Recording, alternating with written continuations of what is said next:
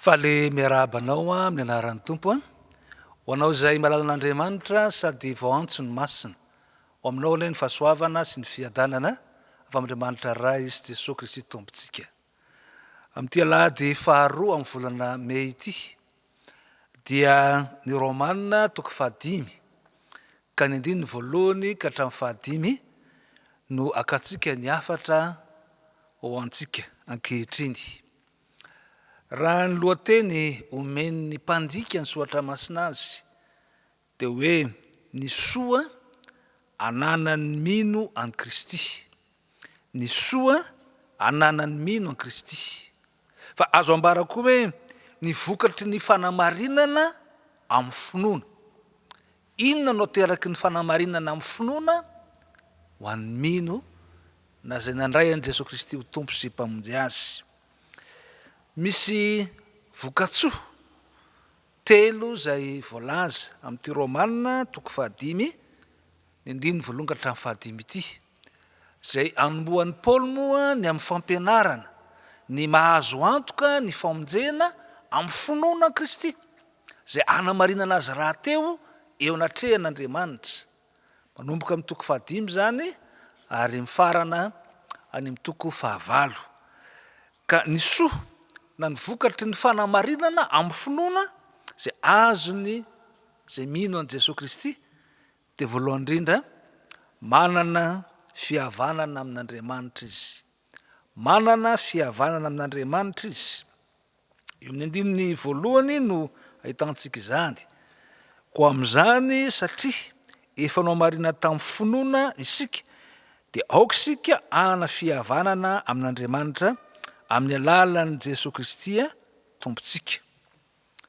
Ny dikateny sasany moa dia manala n'ilay hoe aoka hanana fihavanana. Fa tonga dia manambara mahitsy manana fihavanana amin'Andriamanitra isika. Ny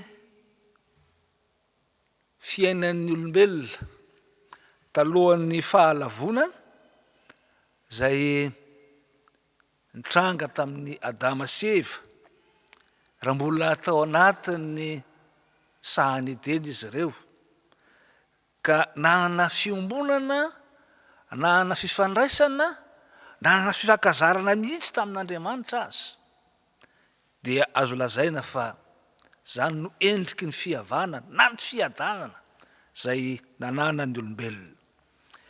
Saingy rehefa lavo ny olombelona noho ny fahotana, noho ny fitaka nataon'ny menarana, dia tapaka io fihavanana io, na lay fiadanana, na lay ambarantsika hoe fiombonana sy fankazarana tamin'Andriamanitra, ka tonga tahotra no ny ainan'ny olombelona.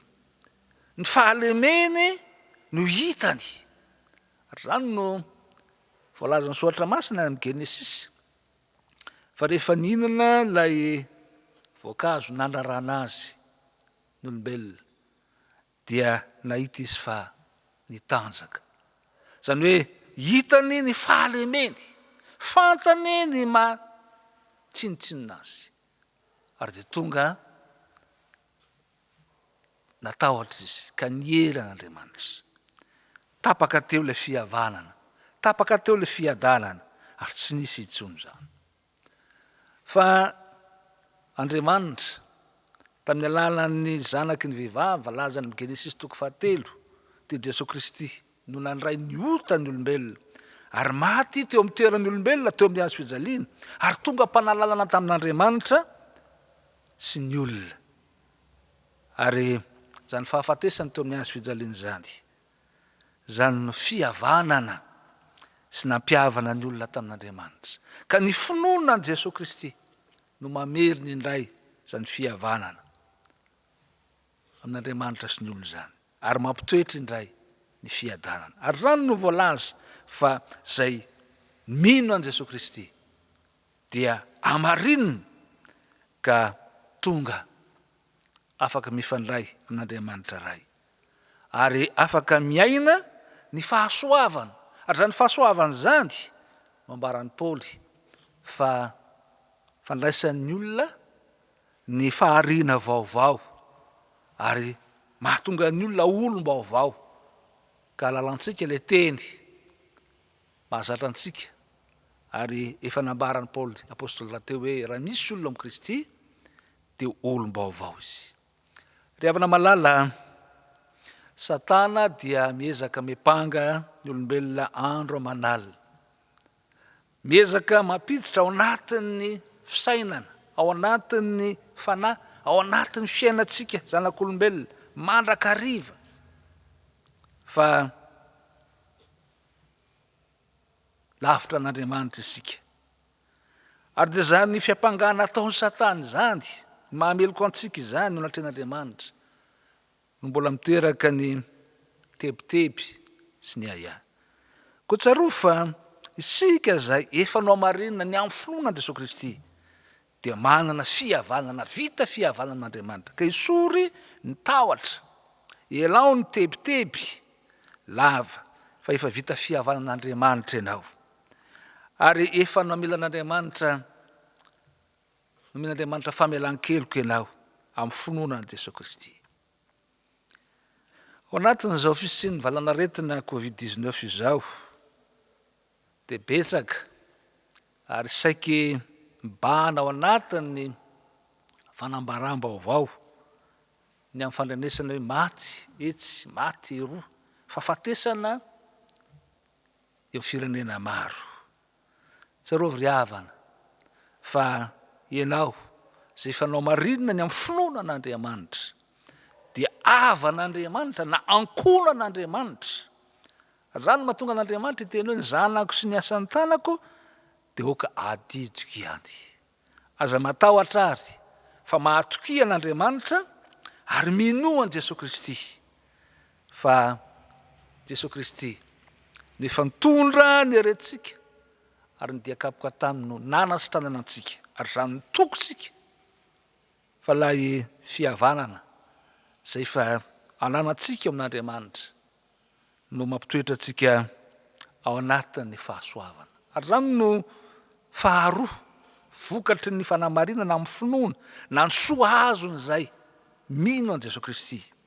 Eo amin'ny andininy faharoa no ahitantsika izany, tamin'ny alalan'i koa no efa nazaontsika fanatonana amin'ny finoana ho amin'izao fahasoavana hitoerantsika izao, dia aoka isika hifaly amin'ny fanantenana ny voninahitr'Andriamanitra. Mitoetra eo amin'ny fahasoavan'Andriamanitra isika. Mitoetra eo amin'ny fahasoavan'Andriamanitra isika raha lalàna zay nomena tamin'ny alalan'ny Mosesy tamin'ny didy 10 dia ny fiezahana sy ny ezaka ataon'ny olona amin'ny asa no anatenany ny anamarinana azy ho natre'Andriamanitra. Fa amin'ny alalan'ny finoana kosa dia le fahasoavan'Andriamanitra no miasa ao amin'ny olona ka tsy niezaka na ny asa ataony intsony no anamarinana azy, fa ny finoana an Jesoa Kristy. Dia ilay finoana zay mitondra ho amin'ny fahavelomana ary isitrahany lay fahasoavan'Andriamanitra. Ny fahasoavan'Andriamanitra dia lay fitiavan'Andriamanitra manolotra mahamaim-poana, lay soa sy ny fitahiana sy ny fahafahana manana fiombonana ao amin'ny olona, tsy amin'ny alalan'ny asa nefa fa amin'ny alalan'ny finoana. Ary lay finoana dia mitondra azy hiasa sy hanao ny sitrapon'Andriamanitra ao anatin'ny fahafahana.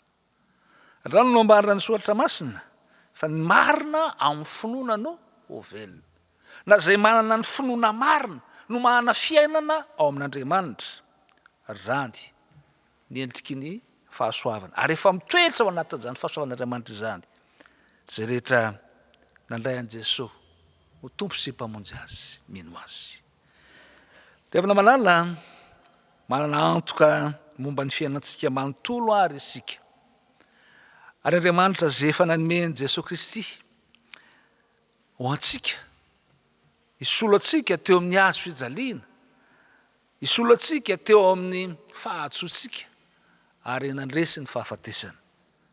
Ny soratra masina tsy omeny antsika miaraka aminy maimaimpona koa ny zavatra rehetra.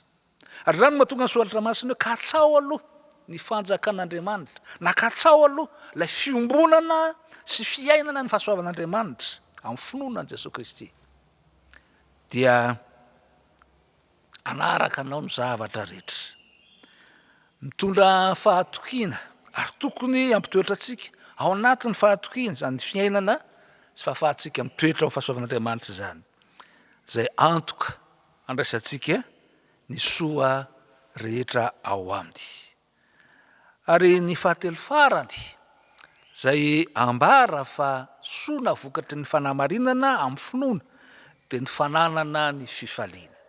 Fananana ny fifaliana zay ambarany eto hoe dia aoka isika hifaly amin'ny fanantenana ny voninahitr'Andriamanitra, ary tsy zany ihany fa aoka isika hifaly amin'ny fahoriana azy, satria fantatsika fa ny fahoriana mahatonga faharetana, ary ny faharetana mahatonga fahatsaram-panahy voazahatoetra, ary fahatsaram-panahy voazahatoetra mahatonga fanantenana, ary ny fanantenana dia tsy mampahamenatra satria ny fanahy masina zay nomena antsika no netiny nampidina ny fitiavan'Andriamanitra ao am-pontsika. Manana ny fifaliana isika, fifaliana ateraky ny fanantenana ny amin'ny fisehoan'ny voninahitr'Andriamanitra zay ambara fa amin'ny andro farany dia hiara manam-boninahitra aminy koa isika.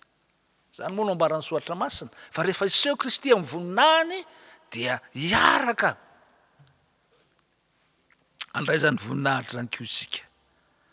Raha ny fahafantarana sy fananan'ny fanantenana izany no antoko ny fifaliantsika, ka na dia ny fahoriana aza zay mety mahazo ny olon'Andriamanitra dia tonga mazava aminy ny antony, dia ao ny fanantenany fa efa akaiky ny fahatongavan'i Kristy na ny fanjakan'Andriamanitra raha misedra zava-tsarotra izy, kanefa koa ahafantarany fa zay rehetra manaraka sy nandray an'i Jesoa tompo sy mpamonjy dia manjary miombona fiainana aminy koa, ka tsy ny fandreseny ihany fa na zay mety koa aza ho fiaretana nataony. Rano moa no hitantsika amin'ny perikôpa zay miaraka amin'izao teny izao ao Marka 7:20 ny 9:7 ka hatramin'ny 1:20 dia ny amin'ny fampiomanan'i Jesoa, ny amin'ny mpianany, fa tsy maintsy hiaritra fanenjeny izy ireo, kanefa mahatokio izy. Rany dia toy ny fizaham-toetra miteraka faharetana, ary faharetana mitondra fahatsaram-panahy voazahatoetra, ary ny fahatsaram-panahy voazahatoetra mampitoetra ny fanantenana, ka ny fanantenana dia tsy mba hitondra antsika ho amin'ny fahamenarana fa hitondra antsika ho amin'ny fifaliana. Ary asan'ny fanahy masina zay nataon'Andriamanitra ameno fotsika ka hatsiarovantsika fa ny fiainantsika manontolo dia rakotry ny fitiavan'Andriamanitra, ary raha ny fitiavan'Andriamanitra mitoetra amintsika izany. No ambaran'i Jesoa hoe fifaliana tsy afaka isy hanala azy intsony na hanaisotra azy intsony eo misenan'izay efa nohamarinina ny amin'ny finoana Jesoa Kristy. Ravina malala manana fifaliana tsy azo esorina ary isika zay efa nandray an'i Jesoa ho tompo sy mpamonjy, na isika kristianina, fifaliana zay ateraky ny fitiavan'Andriamanitra, ny fitiavan'Andriamanitra zay antoka sy toky ny amin'ny fitantanan'ny fiainantsika manontolo diny ankehitriny ary rahatr'izay amin'ny ho avy. Feny ary havana malala dia eto amin'izao tenin'Andriamanitra izao no ampianaran'ny Paoly na ampiarahan'ny Paoly ny teny telo zay tena vokatry ny fanamarinantsika amin'ny finoana Jesoa Kristy, dia ny fiadanana na zay hoe fihavanana, ny fahasoavana ary ny fanantenana. koa isika zay efa nohamarinina ny amin'ny finoanan'i Jesoa Kristy dia manana fihavanana na vita fihavanana ka mitoetra ao amin'ny fiadanan'Andriamanitra ary misitraka zany fahasoavan'Andriamanitra izany zay anomezany antsika ny zavatra rehetra ary mitarika antsika anana fifaliana satria mitoetra ao anatin'ny fanantenana isika ka na misy aza ny zava-tsarotra diavina dia mahafantatra isika fa zany rehetra izany dia miara-miasa aso antsika zay tian'Andriamanitra ary zany fanantenana niara anamboninahitra an'Andriamanitra izany no mampitoetra ny fifaliana tsy azo esorina eo amin'ny fiainantsika kristianina koa maireza ry havana malala fa ianao dia fa manana ny fiadanan'Andriamanitra vita fihavanan'Andriamanitra ianao ka natao inona mety fiampangany satana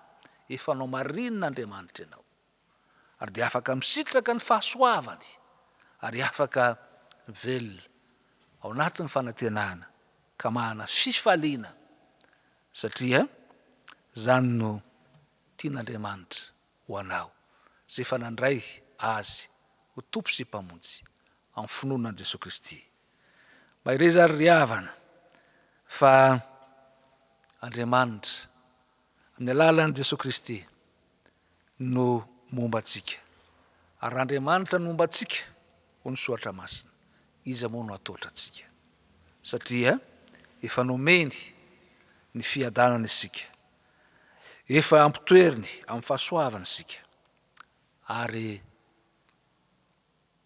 Tamin'ny hitoetra amin'ny fanantenana mba hanana fifaliana mandrakariva mandra-piaviny dia hoan'Andriamanitra irery ny voninahitra ho aminao kosa zay manaraka an'izao hafatra avy amin'ny tenin'Andriamanitra izao zany fiadanan'Andriamanitra sy ny fahasoavany ary ny fifaliana ateraky ny fanantenana no ny asan'ny Fanahy Masina zay mitarika anao isan'andro. Amen.